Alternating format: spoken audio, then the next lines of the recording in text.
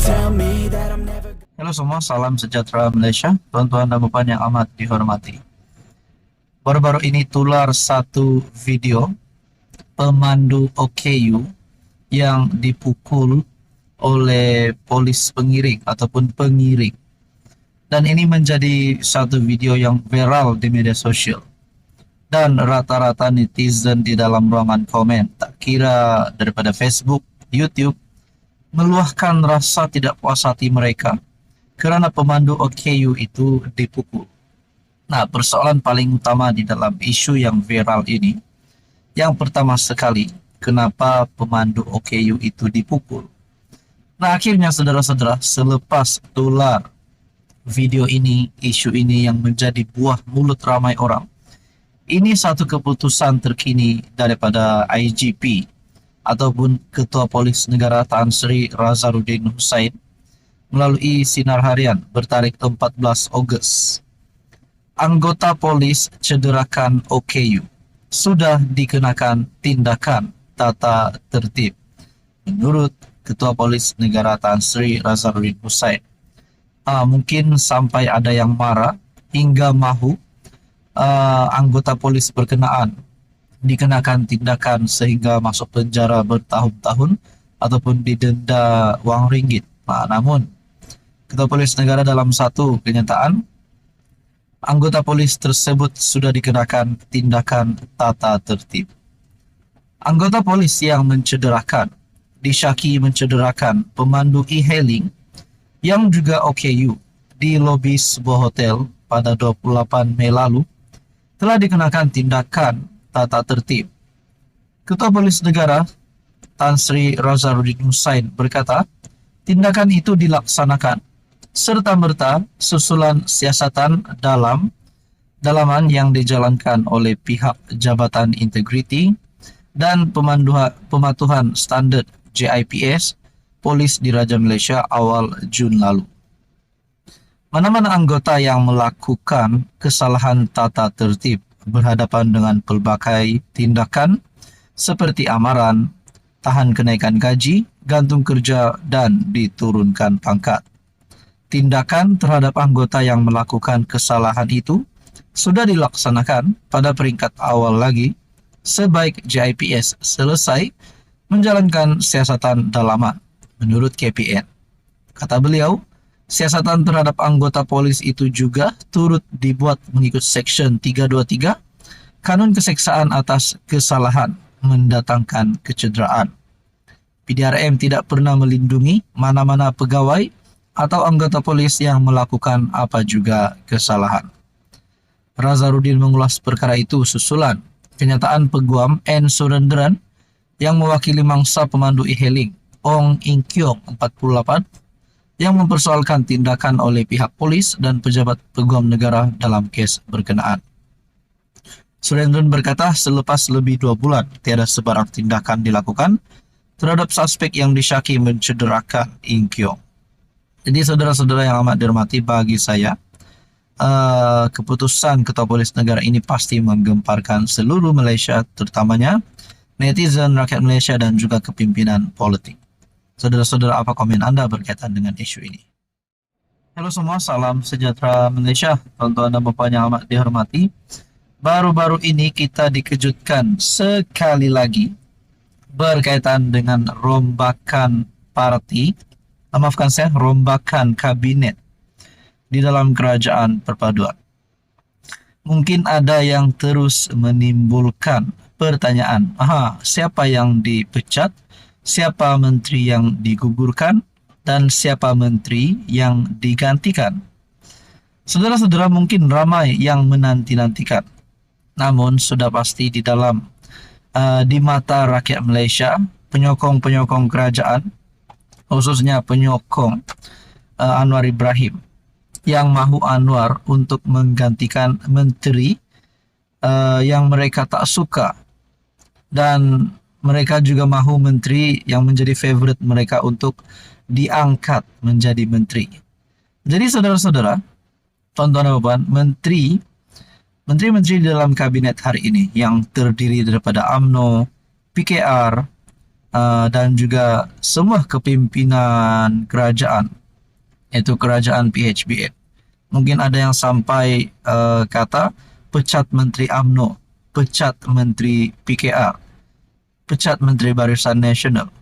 Namun saudara-saudara, Anwar Ibrahim dalam satu kenyataan, beliau sudah membuat pengakuan tidak mendengar apa-apa lagi berkaitan dengan rombakan ini. Jadi mungkin ini hanyalah kabar angin. Namun saudara-saudara, satu perkongsian daripada Harapan Daily bertarik 15 Ogos. Didakwa bakal dilantik Menteri Ekonomi gantikan Rafizi. Apa kata Aminuddin? Wow, yaitu Menteri Besar Negeri 9. Saudara-saudara, menurut Anda, adakah Menteri Besar Negeri 9 layak untuk menggantikan Rafizi? Persoalan seterusnya, kalau Rafizi Ramli dipecat ataupun digugurkan ataupun digantikan dengan Aminuddin, adakah Rafizi terus digugurkan begitu saja ataupun beliau menukar ke dalam kementerian yang lain, ditukar, reshuffle, dan Rafizi Ramli menjadi menteri bagi platform yang lain. Nah, itu menjadi persoalannya. Namun saudara-saudara, ada juga gesaan sebelum ini, bahkan di kalangan rakyat Malaysia, netizen juga ada membuat persoalan ataupun mungkin gesaan. Mereka kata Saifuddin pun layak dipecat, Zaid Hamidi pun layak dipecat, Mat Sabu. Namun mungkin itu hanya komen daripada pembangkang, penyokong pembangkang. Jadi saudara-saudara, berkaitan dengan rombakan kabinet, Anwar Ibrahim tidak pernah umum pun nak pecat Menteri UMNO, nak pecat Menteri dalam PKR ataupun PH. Namun ini satu perkongsian daripada Harapan Daily yang bagi saya pasti menimbulkan banyak persoalan. Didakwa bakal dilantik Menteri Ekonomi gantikan Rafizi. Apa kata Aminuddin? Adakah selepas ini Menteri Besar Negeri 9 akan dilantik menjadi Menteri Ekonomi? Segala-galanya boleh berlaku. Namun persoalannya, bila dan adakah perkara ini akan berlaku sebelum PRU16 ataupun selepas PRU16? Kita nantikan saja. Apa komen Anda? Halo semua, salam sejahtera Malaysia, tuan-tuan dan puan-puan yang amat dihormati. Baru-baru ini kita dikejutkan dengan beberapa pilihan raya kecil yang terdekat ini. Antaranya adalah pilihan raya kecil Dun Nenggiri pada 17 Ogos. Manakala satu lagi kerusi yang bakal menjadi rebutan, yaitu bagi Dun Mahkota. Tuan-tuan dan puan, rupanya dalam satu perkongsian melalui Amanah, Parti Amanah, yang kita tahu bahwa Parti Amanah adalah parti komponen di dalam PH dan juga di dalam gabungan Kerajaan Perpaduan. Ini satu pendedahan daripada Parti Amanah. Isunya ialah tiada kerajaan perpaduan di Johor, kata Amanah Keluang. Nah, persoalannya, adakah kerajaan perpaduan di Johor sudah bubar, ataupun kerajaan perpaduan di Johor ini memang belum ada pembentukan?